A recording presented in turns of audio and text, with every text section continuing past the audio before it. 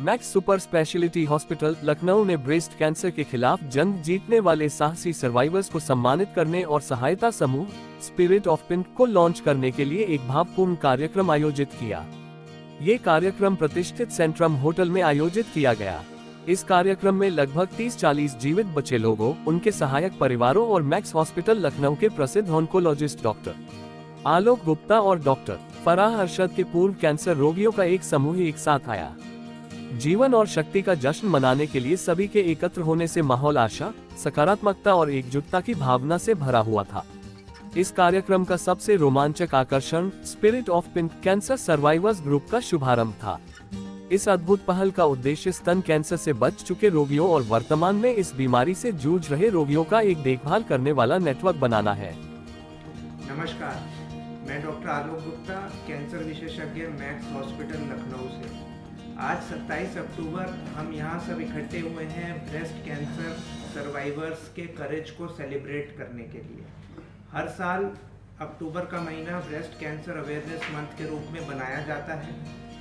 हमने भी इस महीने बहुत सारे कार्यक्रम का आयोजन किया।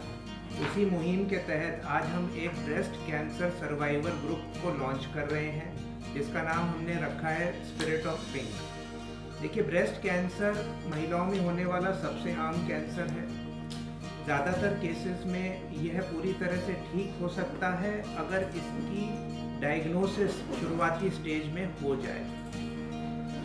डायग्नोसिस होने के बाद ट्रीटमेंट के लिए अनेक प्रकार की पद्धतियां आज हमारे लखनऊ शहर में सब तरह की इलाज उपलब्ध हैं और हम अपने पेशेंट्स को ज़्यादा से ज़्यादा ठीक कर पा रहे हैं, क्योर कर पा रहे हैं।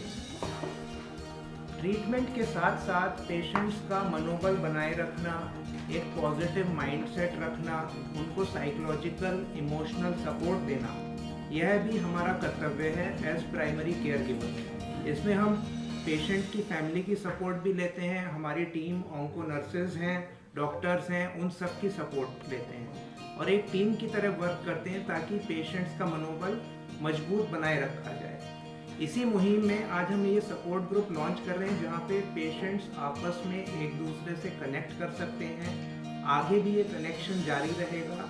ये कनेक्शन के तहत हम मल्टीपल प्रोग्राम्स करेंगे, उनका आयोजन करेंगे, मेंटल हेल्थ पे वर्क करेंगे, so on and so fourth, ताकि हम जो कैंसर केयर है ना केवल दवाइयों के द्वारा बल्कि एक मनोबल के एस्पेक्ट से, एक पॉजिटिव माइंडसेट के एस्पेक्ट से भी कर सकें। धन्यवाद। नमस्कार, मैं डॉक्टर फराह अरशद, मैं associate director breast and endocrine surgery में हूँ और पहले छाती के कैंसर के बढ़ते हुए लक्षण क्या है, इस बीमारी के लक्षण क्या है। तो सबसे इम्पोर्टेंट लक्षण है गांठ या गिठार, बिना दर्द की गांठ या गिठार होना, निप्पल के आकार में परिवर्तन आना या निप्पल को अंदर की तरफ मुड़ जाना, या निप्पल से कोई गंदा पानी स्पेशली ब्लडी डिस्चार्ज होना, या छाती की खाल का या त्वचा का बदलना, बगल में कोई गांठ होना।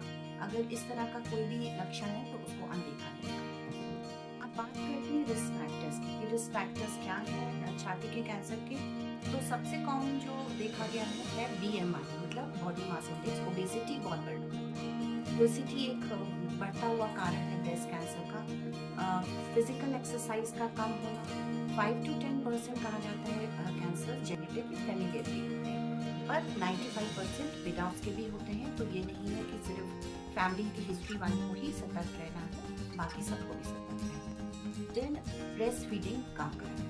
फिर आजकल क्या हो रहा है कि लेट एज में मैरिजेस होती हैं, तो late marriages and specially late age पे more than 35 years, when due to hormonal changes early menarche हो रहा है, मींस गर्ल्स के मेंसेस जो है बहुत अर्ली एज पे शुरू और मेनोपॉज बहुत लेट स्टेज पे। तो इससे क्या होता है, overall life time risk girls का या फीमेल्स का ईस्ट्रोजन हार्मोन जो एक कल्प्रिट माना जाता है इस बीमारी में, वो बढ़ जाता है। तो कुछ और अदर फैक्टर्स में स्मोकिंग, अल्कोहल, ये भी लाइफस्टाइल से एसोसिएटेड है।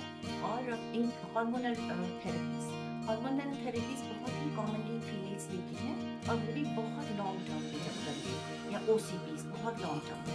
तो ये तो कुछ रिस्क फैक्टर्स हैं। ट्रीटमेंट की बात करें तो 4 हेडेक्स में हम लोग ट्रीटमेंट को डिवाइड करते हैं।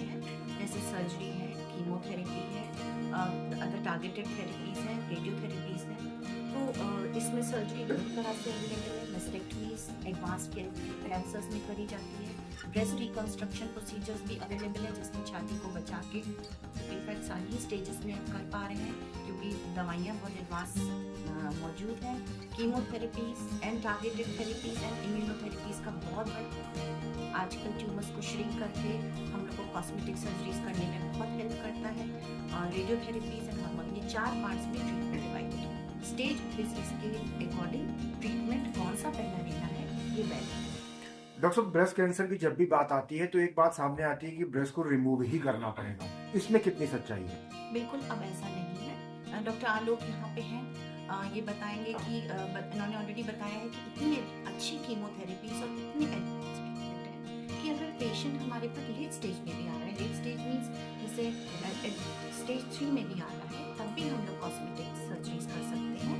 ट्यूमर का साइज कम किया जाता है, कीमोथेरेपी, टारगेटेड इम्यूनोथेरेपी जो भी दे के उसको साइज कम करके हम लोग लेट स्टेजेस में हम लोग ब्रेस्ट को बचाते हैं। और breast reconstruction means plastic surgery के ब्यूटीफुल ऑप्शंस के साथ आप फेमिनिन ब्यूटी को कंजर्व किए।